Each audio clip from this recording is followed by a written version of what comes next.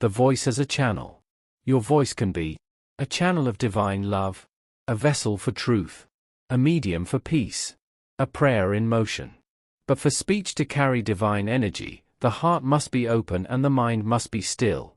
Spiritual speech is born not from intellect or opinion, but from presence.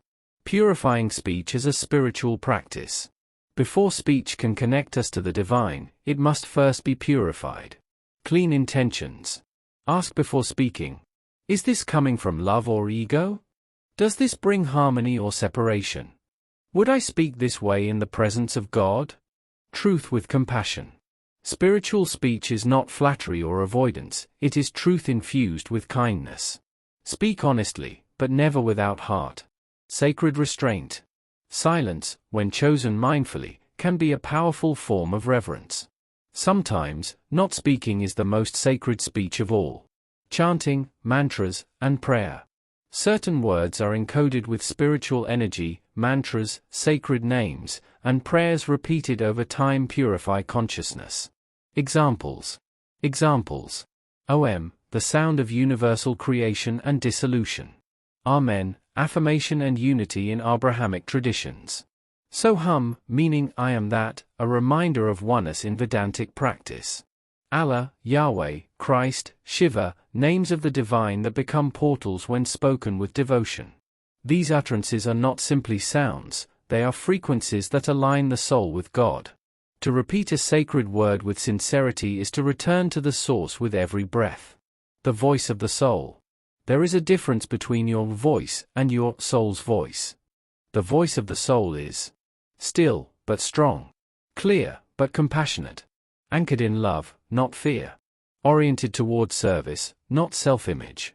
When you speak from this space, even a single sentence carries spiritual resonance. Speech as offering. In spiritual life, every act can become an offering, including speech. To speak with awareness is to say, let this word serve a purpose greater than myself. May my words be useful, healing, uplifting, or at least harmless. May my speech be an act of worship. This transforms everyday conversation into sacred service. When your words become offerings, your life becomes a prayer. Recognizing divine speech in others. Just as you can speak with divine intent, you can also recognize when others do, even if their words are simple. You'll feel it. In the way their voice softens a heavy moment. In how they choose silence over gossip. In the resonance of truth behind their encouragement. These people channel light when they speak. Their words carry presence, grace, and humility. They don't aim to impress, they aim to bless. Practices to speak from a higher place. 1. Begin your day with a spoken prayer or intention. Example, let my words today reflect peace, clarity, and compassion. 2. Before important conversations, pause and connect to your breath. Ask, what would the divine in me say? 3. Speak blessings aloud. Get in the habit of saying, may you be at peace. May this space be filled with harmony. Even to yourself, may I be guided. 4. Use mantra repetition. Choose a sacred word or phrase and repeat it throughout the day, silently or aloud, to keep your energy centered. Closing reflection. When speech is conscious, it becomes sacred. When speech is sacred, it becomes transformative. And when your words reflect your connection to the divine, they not only change the outer world, they refine the inner one. Let your voice become a vessel. Let your words be prayers. Let everything you say bring you, and others, closer to the light. Mantra for Chapter 10. May my words reflect the divine within me. May my speech be an offering of light. Chapter 11. The company you keep. How environment shapes your speech and consciousness. No matter how strong your willpower, the people and spaces around you influence your thoughts, and through them, your speech. The words you hear daily become the words you speak. The energy you absorb becomes the energy you transmit.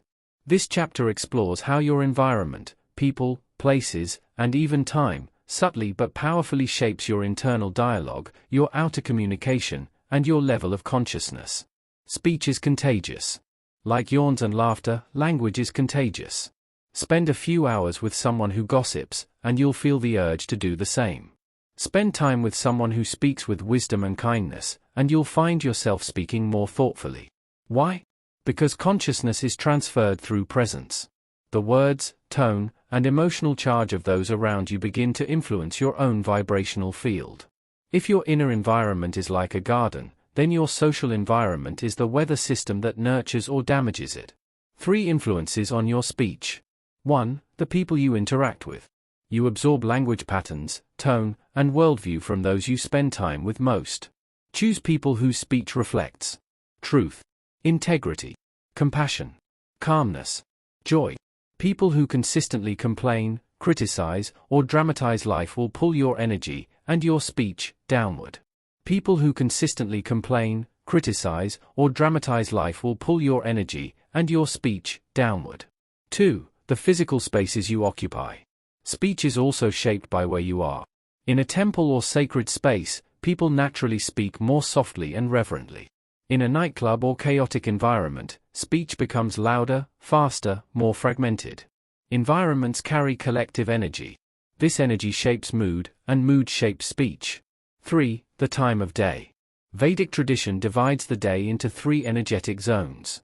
Sattva, goodness, early morning, 4 to 8 a.m., a time of clarity and spiritual insight.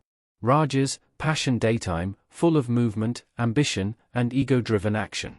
Tamas, ignorance, late night, after 9 p.m., a time prone to confusion, laziness, and emotional reactivity. What you speak about at night, especially between 9 p.m. and 2 a.m., often carries a tamasic energy, drama, fear, lust, or despair. That's why important conversations, decisions, or arguments made late at night often lead to regret. Morning speech is wise. Night speech is reactive. The law of association, satsang. In Sanskrit, the word satsang means company of truth, being in the presence of those who speak and live by spiritual truth. According to the ancient texts, even a moment in the company of the wise can liberate you from lifetimes of suffering. In spiritual circles, this isn't just metaphor. It's energetic. When you're around elevated beings, or even sincere, mindful people, their speech carries an uplifted vibration that purifies your own. That's why finding a community or mentor whose speech reflects the consciousness you seek is one of the most powerful steps on your journey. Digital environments count too. Today, we don't just surround ourselves with people, we surround ourselves with feeds. Ask yourself, what kind of speech dominates the media I consume? What messages am I absorbing on social platforms? Are the podcasts, shows, or YouTube channels I listen to filled with sarcasm, fear, rage, or gossip? Everything you absorb influences what you output. Garbage in, garbage out. Grace in, grace out. The mirror effect, how you affect others. Just as others affect you, your speech affects them. Your tone becomes their mood. Your clarity becomes their anchor. Even your silence can invite others into deeper self-awareness. This is the power of presence. When you speak from a place of peace, you don't just protect your own energy, you become a healing presence for others. Practical shifts to elevate your speech environment. 1. Audit your circle. Ask yourself honestly, who inspires me to speak from my highest self? Who pulls me into negativity, drama, or superficiality? 2. Create sacred speech zones. Designate certain spaces in your home or day, like mealtimes or morning walks, as times for mindful, positive, or silent speech. 3. Curate your media diet. Replace mindless noise with uplifting content, devotional music, spiritual talks, conscious interviews, or silence. 4. Schedule important conversations in sattvic times. Early mornings are ideal for sensitive, meaningful discussions. Late-night debates usually only add confusion. Closing reflection. Your speech is shaped by what surrounds you, people, places, and even the unseen energy of time. You don't need to judge or abandon others, but you must choose what you internalize. Conscious speech doesn't mean living in a bubble, it means anchoring yourself so deeply in truth that your environment becomes a reflection of your inner peace, not a disturbance of it. Protect your environment, and your speech will begin to bloom. Mantra for Chapter 11. I choose company that uplifts. I speak from a place of clarity, not conditioning. Chapter 12. The Practice of Silence. Mastering the Art of Stillness in Daily Life. In a world overflowing with noise and constant commentary, silence becomes not just a relief, but a revolutionary act. It's not just the absence of words. It's a conscious choice, a powerful tool for self-awareness, emotional intelligence, and transformation. This chapter offers practical guidance for incorporating silence into everyday life. You'll learn how to use silence to regulate emotion, deepen presence, and become more mindful in communication. Silence is the groundwork of conscious speech. Silence as a discipline. Silence is not a passive absence, it is an active presence. It helps us pause before we react, reflect before we speak, listen before we assume. Learning to remain silent at the right moment is a powerful skill in mastering our words. Why silence matters. Silence builds clarity, letting thoughts settle before speech. Presence, anchoring us in the now. Emotional intelligence, giving space to regulate responses. Energy, conserving the power often drained by excess speech. Silence is not emptiness. It is a fullness waiting to be heard. When to choose silence. Silence becomes powerful in moments such as when emotions are high, anger, fear, sadness. When you're uncertain or overwhelmed. When words feel habitual or hollow. When another needs space to speak or feel. Everyday practices of intentional silence. To integrate silence into your life. Begin your mornings with silent breathwork or meditation. Take quiet pauses between conversations.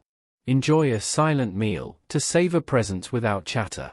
Schedule regular time away from words, even 30 minutes can renew you. Silence in relationships.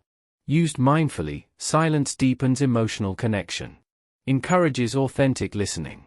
Reduces defensive reactions.